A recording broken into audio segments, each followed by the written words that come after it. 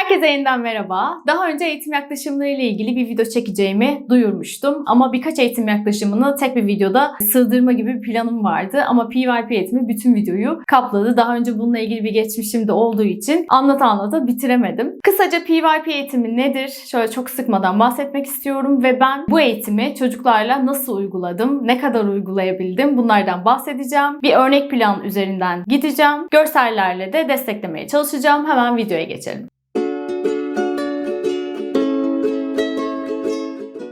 PYP eğitim yaklaşımının olduğu okullara IB okulları diyoruz. Bu eğitim yaklaşımı çok uzun yıllardır aslında var olan bir eğitim yaklaşımı. 3 ila 19 yaş arasını kapsıyor. Yani çocukları küçük yaşlardan itibaren lise dönemine kadar aynı eğitim yaklaşımıyla yetiştiriyorlar. PYP eğitimi almak, bir IB okulunda olmak neden önemli? Ve son zamanlarda Türkiye'de birçok okul, yani sadece kolejler değil artık, küçük butik anaokulları bile IB programına dahil olmak istiyor. IB okulu olmak istiyor. Bunun temelinde şu var. Çocuklar bu eğitim yaklaşımıyla büyüyüp lise dönemlerinde IB diplomaları oluyor ve bu ne demek? Dünyanın herhangi bir okulunda eğitim gören bir çocukla aynı standartlarda eğitim gördüm demek ve yurt dışında geçerli bir diploma bu. Yani çocuğunuz lise döneminde eğer imkanınız da varsa yurt dışında güzel bir üniversite okuyabilir. Peki PYP eğitimi alan bir çocukta ne bekliyoruz? Neyi gözlemlemek istiyoruz? O çocuğun araştıran, sorgulayan bir çocuk olmasını istiyoruz. Merak ettirerek bir şeyler öğretmeyi hedefleyen bir eğitim yaklaşımı. Aslında bakıldığı zaman diğer eğitim yaklaşımları da çocuk merkezli. Bu program da çocuk merkezli. Ama uygulama noktasında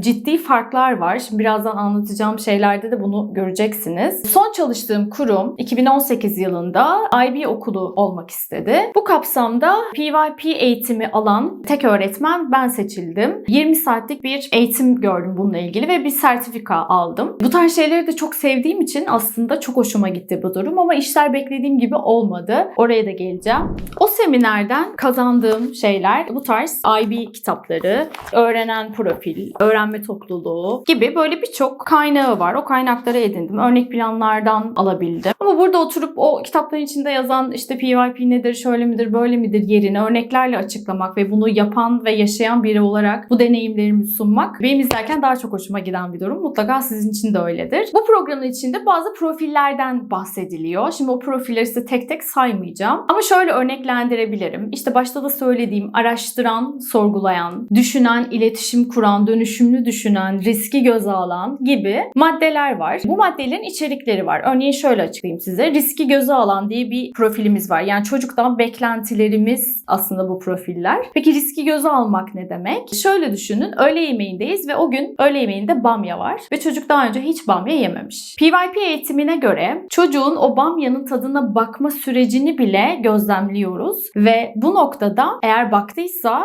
riski göze alabilir, riski göze alıyor şeklinde bir dönüt sağlıyoruz. Yani bunu bir kere başarabilen bir çocuk zaten diğer alanlarda da yeniliğe açık olması, yeni fikirlere açık olmasını tam olarak bunu bekliyoruz. Örneğin dönüşümlü düşünmek. Bu ne demek? Örneğin işte temalarımız var. Onlardan da bahsedeceğim. Temada oyuncak teması. Oyuncağı daha önce nerede kullandın? Şu an ne amaçla kullanıyoruz? Gibi bunları düşünmeye yönlendiren sorularla destekliyoruz. Çocuklardan özne olmalarını istiyoruz. Yani bu ne demek? Kendi bireysel gelişimlerinde kendilerinin de katkısı olsun. Öğretmenler her zaman araştırmacı ve bir şeyi kolaylaştırıcı roldeler. Merak ediyorum, fark ettim ki şu sonuca varıyorum gibi cümleleri çok fazla kullanmaya başlıyoruz. Öğretmenin en büyük rolü açık uçlu sorular ve açık uçlu materyaller sunabilmek çocuğa. Açık uçlu soruları biliyorsunuzdur. Evet ve hayır cevaplarını taşımayan sorular. Açık uçlu materyaller de doğa malzemeleri, taş, toprak, sopa, bu tarz materyallerle de çocuğa açık uçlu materyaller verip daha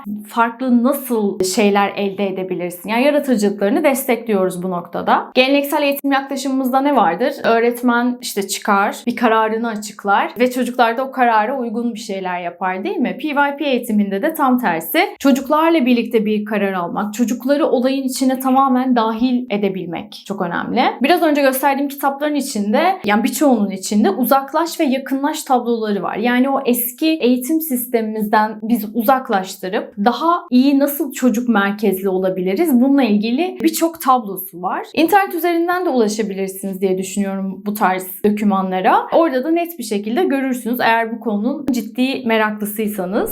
Şimdi artık yavaş yavaş gelelim nasıl uyguladım, neler yaptım. Şimdi bir planımız var aslında bizim. Bunu şu şekilde düşünebilirsiniz. Yıllık program gibi düşünebilirsiniz. Bu programın içinde bazı günlük planlarımız var. Bunlar da aslında bizim temalarımız. Burada tema isimleri, açıklamaları ve yaş gruplarına göre sıralanmış hali var. Mesela bu tema örneklerinden şöyle hızlıca bahsetmem gerekirse isimlerini. Kim olduğumuz teması, bulunduğumuz mekan ve zaman, kendimizi ifade etme yollarımız, dünyanın işleyişi, kendimizi düzenleme biçimimiz, gezegeni paylaşma. Temalarımız bunlardan oluşuyor ve bu temaların süreleri var. 4 haftayla 5 hafta kadar arası. Bu 5 hafta boyunca, 4 hafta boyunca bu temayı işliyoruz. Şimdi başlıklara baktığınızda aslında genel anlamda yani tüm anaokulu sürecinde çocuklara verdiğimiz belirli noktaların başlıklandırılmış hali bu. Örneğin 3-4 yaş için konuşuyorum. Temamız kim olduğumuz. Şimdi bu birçok alt başlığa sebep olabilecek bir tema. Mesela burada ne alınmış? Aile ilişkileri kimliğimizin oluşmasına katkıda bulunur. Şimdi bu ana fikirden yola çıkıyoruz ve bununla ilgili sorgulama hatlarımız, işte öğrenen profiller, biraz önce söylediğim, onlardan hangilerini hedefliyoruz bu ana fikirden yola çıkarak. Tabii çocuğa, 3-4 yaşındaki bir çocuğa işte şunu söylemiyoruz. Aile ilişkileri kimliğimizin oluşmasına katkıda bulunur. Evet çocuklar. Demiyoruz bu şekilde. Ne yapıyoruz bu konuyu? Annenin görevleri ne? Babanın görevleri ne? Senin evdeki sorumluluğun ne? Gibi daha basite indirgiyoruz ve 3-4 yaşındaki çocuğa bu şekilde sunuyoruz. Şimdi başka bir örneğe geçelim. Başka bir temaya geçelim. Temamız kendimizi ifade etme yolları. Bu disiplinler üstü temamız. Ana fikrimiz şu. Yani içeriden şunu seçmişiz. Hikayeler bizi bilgilendirir, eğlendirir ve geliştirir. Şimdi bunu 5 yaş için uygulayacağız. Hikayeler, masallar, bu noktada ilerleyeceğiz. Sorgulama hatlarımız, çocuklarla sorgulama hatlarımız bu noktalardan ilerleyecek. Bakalım çocuklara neyi düşündüreceğiz, neyi hedefliyoruz? Sevdiğin hikaye kitapları hangileri? Hikayeleri nasıl değişik şekillerde anlatabiliriz? Bu hikaye sana ne hissettirdi? Hikaye nasıl başlıyor, nasıl bitiyor? Biz bir hikaye oluştursaydık nasıl olurdu? Gibi sorularla çocukları sadece bu konu üzerinden ama çok fazla çeşitlendirerek sunmaya çalışıyoruz. Peki planlarımız bu şekilde. Sınıf içine bu planları, plandan ziyade sınıf düzenini nasıl ayarlamalıyız? Bir kere bu eğitim yaklaşımına başladığınızda elinize ilk gelecek materyal post-itler. Her çocuğun dolaplarına bu post-itleri koyuyoruz ve kolay ulaşılabilir yerde. Yani dolapların içine yerleştirmiştim ben. Peki bu post-itlerle ne yapıyoruz? Şimdi öncelikle bir PYP sınıfı olabilmeniz için duvarınızda bazı eklemeler yapmanız gerekiyor. Örneğin bir merak duvarı oluşturmak gibi. Buraya da görselini koyacağım. Bu arada bu görseller hiçbir çocuğu almamak ve eski çalıştığım kuruma ait hiçbir logoyu almamak için çok fazla yakınlaştırdım. O yüzden böyle bulanık ve kötü bir görüntü var. Evet görüyorsunuz şu anda bir merak duvarımız var. Bu duvarı ben kendim oluşturdum. Süngerlerle bastırarak bir duvar görüntüsü yaratmaya çalıştık. Tabii bunları yapıştırırken sınıfta neler oluyor bunlardan bahsetmeniz gerekiyor tabii ki de. Merak duvarının yanına da bilgi duvarı yerleştirdik. Çocuklara ana fikirden ve temadan kabaca bahsediyorum tabii ki de. Ve bu konuyla ilgili aslında şunları sorguluyoruz. Ne biliyorum? Daha önce bununla ilgili bir yaşantısı var mı? Neyi merak ediyorum? Merak duvarımız. Ve temanın sonunda da ne öğrendim? Mesela hikayelerle ilgili neyi merak ediyorsun? Bu post-itleri nasıl kullanıyorlar peki? Onu da hemen anlatayım. Post-itleri ilk önce birer tane çıkartıyoruz. Önlerine koyuyorum. Kalemleriyle birlikte bu post-itleri neyi merak ediyorlarsa hikayeyle ilgili onların resimlerini çizdiriyordum. İlk başta böyle başladım. Tabii sonra bitiren gidiyor duvarına post-itini yapıştırıyor ve sonrasında ne çizdiklerini sorduğumda işte biri ev çizmiş, biri annesini çizmiş, biri kardeşini çizmiş. Böyle olunca bunu neye dönüştürdük? Ne merak ediyorsun bu konuyla ilgili soru sordum ve cevaplarını not edip yine kendilerinin yapıştırmasını istedim. Ve o neyi merak ediyorum duvarı, yani merak duvarımız temanın sonuna kadar o şekilde kalıyor. Ve sonrasında ne öğrendim kısmına da konuyla ilgili ne öğrendiklerini, ne bildiklerini, neyi merak ediyordu da öğrendi. Tam anlamıyla bir değerlendirme kısmı aslında orası. Yine post-it yardımıyla oraları tekrar tema sonunda yapıştırıyorlar. Şimdi bu eğitim yaklaşımıyla birlikte bazı kalıplarınızdan çıkmanız gerekiyor. Örneğin bu eğitimi aldıktan sonra İstanbul'daki IB okullarına ziyarete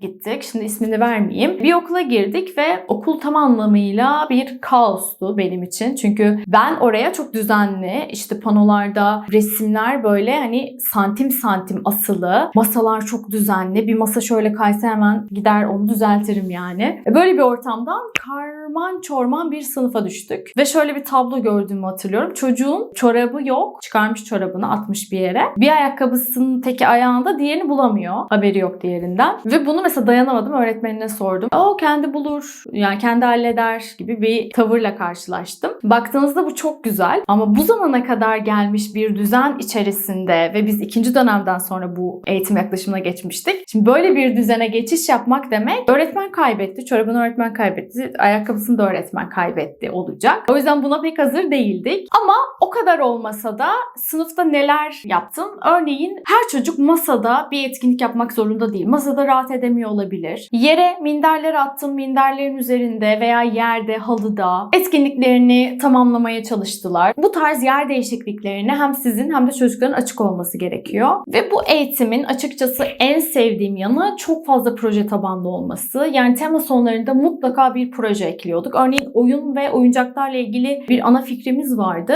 Ve bu ana fikirle birlikte eski ve yeni oyunları karşılaştırıyorduk. Ve ailelerden eskiden severek oynadıkları, çocukken severek oynadıkları oyunları bir fon kartonu üzerinde görselleriyle anlatarak, örneklerle açıklayarak, yani bilgi değil de kendi deneyimlerini yazdıkları bir fon oluşturmalarını istedik ve bunları duvarlara astık. Çocuklar bütün o eski oyunları gördü. Hatta o oyunları teker teker oynadık bahçede, ortak alanda. Temanın en güzel yanı tema sonlarındaki bu projeler oluyor gerçekten. Veliler de çok fazla işin içine dahil olduğu için onları da çok fazla hoşuna gidiyor. Şimdi işler beklediğim gibi gitmedi noktası tam da burası. Biz bu şekilde ilerlerken Mart 2020 geldi ve Covid ile birlikte herkes çil yavrusu gibi evlerine dağıldı. O yüzden bu eğitimi de sürdürme noktasında ipin ucunu biraz kaçırdık. Online derslerde ne kadar verebilirsiniz bunu? Ama bir diğer noktada tek öğretmen olarak benim gönderilmem ve diğer öğretmenlere bunun ne olduğunu, yani daha kafamda o zamanlar sınıfa bunu aktarmadığım için çok fazla zorlanmıştım. Yani bu böyle olacak, şöyle olacak, diğer öğretmenlere anlatmaya çalışıyorum falan ama yani bence her öğretmenin böyle bir eğitim varsa her öğretmenin o seminere katılması gerekiyor. Biraz ana videosuna döndüm. Evet, genel olarak sınıfta yaptığım şeylerle ilgili örneklerle açıklamaya çalıştım. Kendi deneyimlerimi paylaşmak istedim. Umarım faydası olmuştur. Videoyu beğendiyseniz beğen tuşuna basmayı ve kanalıma abone olmayı unutmayın lütfen. Sonraki videolarda görüşmek üzere. Hoşça kalın.